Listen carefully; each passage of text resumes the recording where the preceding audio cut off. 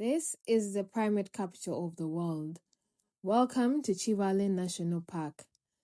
Driving through this park feels like entering another world.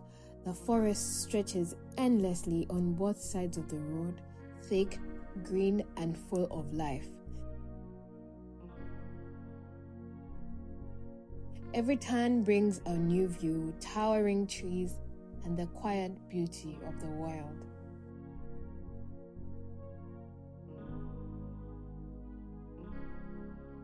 As we drove deeper into the park, it felt peaceful and untouched.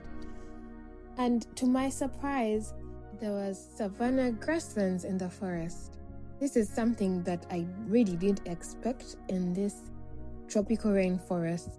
Here we could see some birds, some monkeys, and actually the views of Rwenzori Mountains.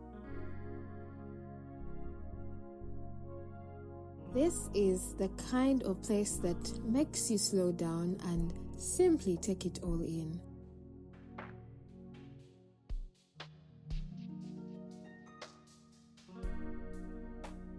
Kibale is home to chimpanzees, monkeys, colorful birds, butterflies, and one of the most beautiful rainforests in Uganda.